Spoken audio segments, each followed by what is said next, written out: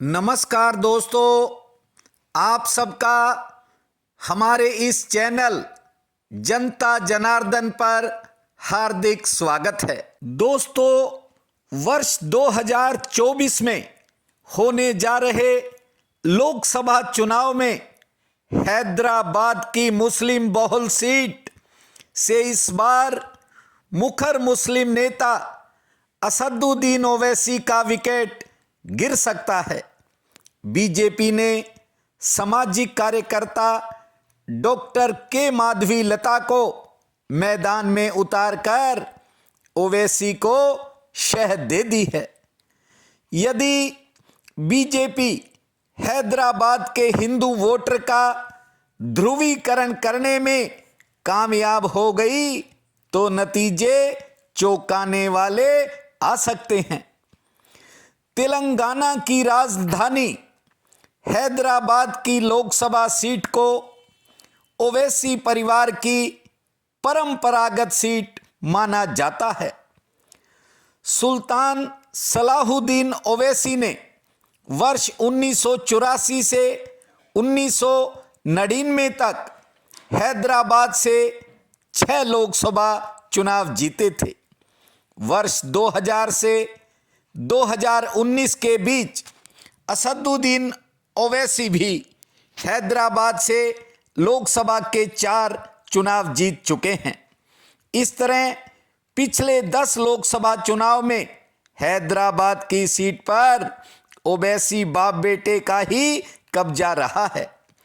Bharatiya Janata party ने इस बार ओवैसी के सामने सामाजिक कार्यकर्ता माधवीलता को टिकट देने की घोषणा की है। एक निजी अस्पताल की प्रमुख डॉक्टर माधवी भारतनाट्यम की मंजी हुई डांसर भी हैं। लोक भलाई के कामों में सक्रिय भागीदारी के चलते हैदराबाद में डॉक्टर माधवी की अलग पहचान है। माधवीलता का हैदराबाद की मुस्लिम महिलाओं में भी अच्छा प्रभाव माना जाता है।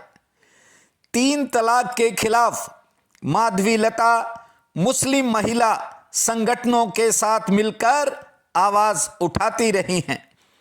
जरूरतमंद मुस्लिम महिलाओं के कल्याण के लिए भी माधवीलता सक्रिय रहती हैं। हैदराबाद लोकसभा क्षेत्र में बीजेपी ही हमेशा ओवैसी को टक्कर देती रही है, लेकिन बीआरएस, कांग्रेस या टीडीपी ने कभी ओवैसी के सामने कड़ी चुनौती पेश करने की कोशिश ही नहीं की। एआईएमआईएम भी सत्ता के साथ अपनी वफादारी बदलती रही है। आंध्र प्रदेश के विभाजन से पहले ओवैसी की पार्टी कांग्रेस के करीबी थी। तेलंगाना के गठन के बाद टीआरएस पावर में आई तो एआईएमआईएम ने उधर का रुख कर लिया।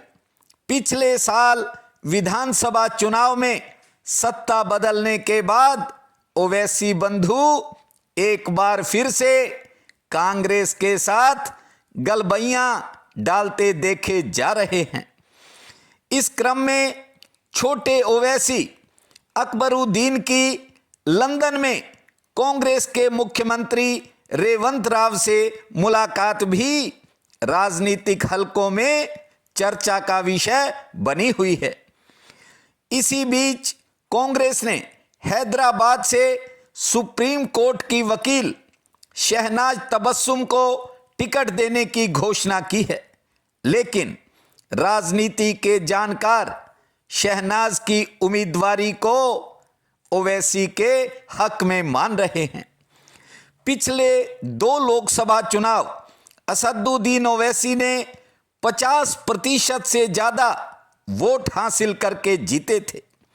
दोनों चुनाव में ओवैसी ने भाजपा के डॉक्टर भगवंत राव को 2 लाख से ज्यादा मतों से हराया था, लेकिन इसी बीच हैदराबाद को 2 हिस्सों में बांटने वाली मूसी नदी के पुलों से काफी पानी बह चुका है।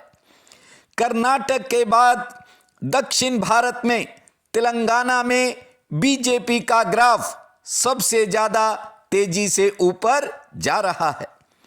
वर्ष 2019 के लोकसभा चुनाव में बीजेपी को तेलंगाना की 17 में से 4 सीटों पर कामयाबी मिली थी।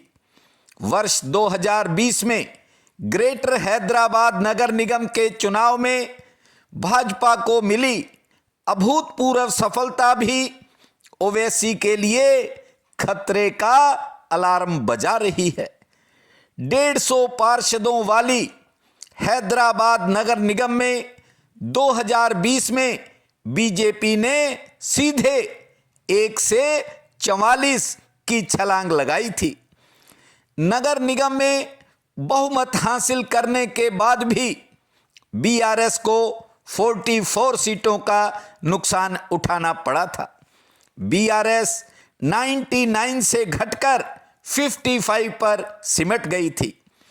एआईएमआईएम हैदराबाद नगर निगम में अपने पार्षदों की टेली 44 को बरकरार रखने में सफल रही थी, लेकिन बीआरएस के हिंदू वोटर को साथ लेकर बीजेपी अपने पार्षदों की गिनती एआईएमआईएम के बराबर ले आई थी। अगर हैदराबाद नगर निगम की तर्ज पर डॉक्टर माधवी लता बीआरएस और कांग्रेस के हिंदू मतों का ध्रुवीकरण अपने पक्ष में करने में कामयाब हुई तो ओवैसी को मिली शह के मात में बदलने में देर नहीं लगेगी। एआईएमआईएम को रजाकारों की पार्टी माना जाता है। रजाकार हैदराबाद के भारत में विलय के खिलाफ थे। आज भी रजाकार हैदराबाद के भारत में विलय के दिन को काला दिवस के रूप में मनाते हैं। एआईएमआईएम अपने को बाबर और औरंगजेब की विरासत से जोड़कर देखती है। दूसरी तरफ भारतीय जनता पार्टी हैदराबाद को भाग्यनगर साम्राज्य का हिस्सा मानती है। हैदराबाद जाने वाला प्रत्येक बीजेपी नेता चार मीनार के नीचे स्थित भाग्य लक्ष्मी के मंदिर में पूजा अर्चना करना नहीं भूलता। भाजपा की उम्मीदवार डॉक्टर माधवी लता की बॉडी लैंग्वेज उनके आत्मविश्वास को साफ दिखा रही है। माधवी लता अपने विरोधी असदुद्दीन ओवैसी पर तीखे हमले कर रही है। एक न्यूज चैनल से बात करते हुए माधवी लता ने साउथ इंडियन फिल्मों के अंदाज में कहा कि ओवैसी बुरी तरह से हिल चुके हैं, इसलिए ओवैसी की भाषा भी बदल गई है। माधवी लता ने कहा कि 15 मिनट पुलिस हटाने की बात करने वाले ओवैसी अब प्यार और शांति की बात करने लगे हैं। आने वाले दिनों में इस प्रतिष्ठा की सीट पर दिलचस्प मुकाबला होने वाला है। आज के लिए इतना ही। आप सबका बहुत बहुत धन्यवाद।